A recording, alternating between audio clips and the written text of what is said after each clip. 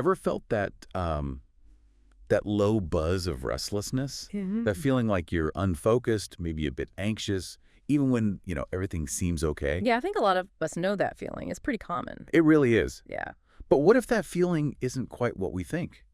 What if, like our source material today says, and it's pretty bold, you don't have anxiety? You have no mission, Wow. Okay. That definitely grabs your attention. right? So that's the counterintuitive idea we're really diving into today. Okay. Our deep dive uses excerpts titled From Anxiety to Purpose, Find Your Mission.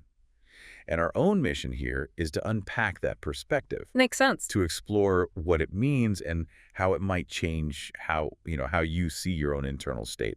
And just to be clear, we're not necessarily endorsing every single point here. Of course, it's about exploring the ideas. Exactly. Just presenting the arguments from the source for you to consider. And it's a really interesting angle. It doesn't just offer a different view, it sort of reframes the whole conversation around anxiety. Well, it suggests a path forward that's less about suppressing feelings and more about action, finding purpose. Which challenges a lot of common beliefs, I imagine. Definitely. It pushes back against some standard advice. Okay, so let's get right into that core statement then. You don't have anxiety, you have no mission.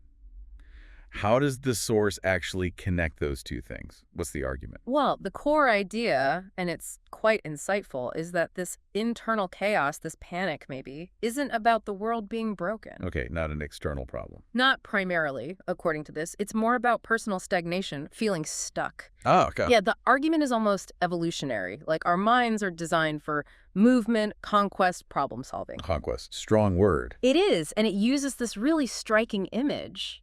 You're built for war, but living like a sheep. Oof. Okay, so the idea is we have this built-in drive. Exactly. And when that design isn't used, when that energy, that drive, they call it unused horsepower, isn't directed outwards. Then what happens? Well, the text says it starts hunting you instead. Hunting you. So it turns inward. Yeah.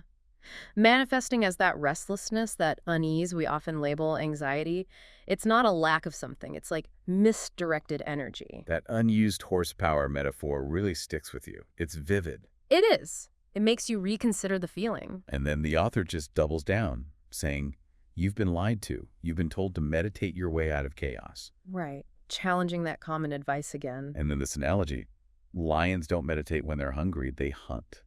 Wow. Yeah, it's powerful imagery. It's asking, what is that inner roar really telling you? So it's not a flaw. Not according to this view. It's a signal, a really important one. Is your system reminding you that your life is out of sync with your potential? Out of sync with potential. That's interesting.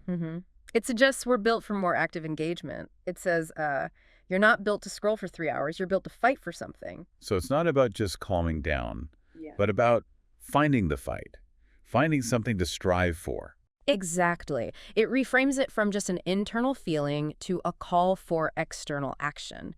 And, just to clarify, this seems aimed more at that general restlessness or lack of direction, not necessarily diagnosed clinical conditions which need professional help. Right. It's about channeling that underlying drive, that energy. Yes, precisely. How to use that horsepower. Okay, so if it is a call to action, what's the proposed response? The material is very direct here. Don't treat your pain with pills. Treat it with purpose. Oh. That sounds challenging for some people. It is direct. The idea is that the cure isn't suppression, it's direction, providing a meaningful outlet for that energy. Right. What does that look like? The instruction is build a mission, make it real. Make it real. Okay. And the key insight, I think, is that this mission doesn't have to be perfect. It just has to be bigger than your feelings. Bigger than your feelings. So shift the focus outwards. Exactly. Give that internal drive something concrete to work on, something to aim for. The idea is that engaging in that pursuit naturally redirects the mind. Away from the internal turmoil. Yes. Towards external progress. It sort of naturally lessens the internal pressure. Yeah. It's a bit like principles you see in behavioral activation therapy, where action changes mood. And the source doesn't just leave it at find a mission, right? It gives very concrete, almost small actions. Yeah, really practical stuff like wake up before the sun, or hit the gym like you've got a world title on the line. Intense. Or even business-focused things. Launch the business. Make the cold calls. And simpler things, too. Yeah, crucially. Stack wins so small they become impossible to ignore. Okay, so why are these small, tangible steps supposedly so effective in this framework? Well, I think it's about breaking inertia. It's about building momentum and self-efficacy, proving to yourself you can direct that energy. Little wins build confidence. Exactly. And the described outcome is pretty striking. The text says, and suddenly, that anxiety, it fades. And fades. Why? Because, and this is the key phrase, you gave your mind something real to chew on. Ah, so you channeled the horsepower. You got it. You gave that drive a job to do. It's moving forward, not just spinning internally. So, wrapping this section up, what's the big message for us? The material insists you don't need more therapy. You need more fire, more purpose, more friction.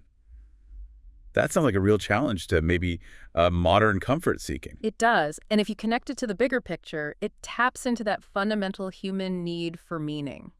Okay.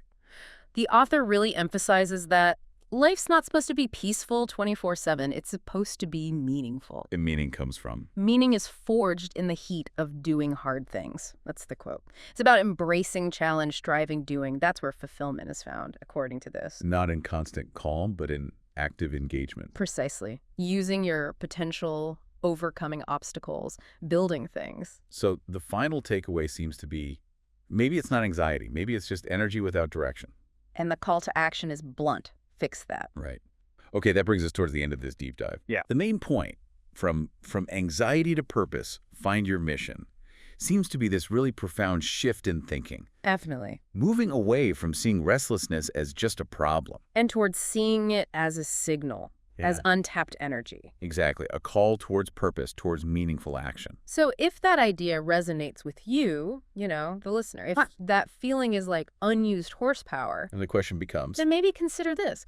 What's one specific, small, hard thing you could tackle, maybe even today? just one small thing. One tangible action. Something, however minor, to give your mind something real to chew on. A first step towards forging your own meaning. That's your mission, should you choose to accept it. Something like that. A thought to take away.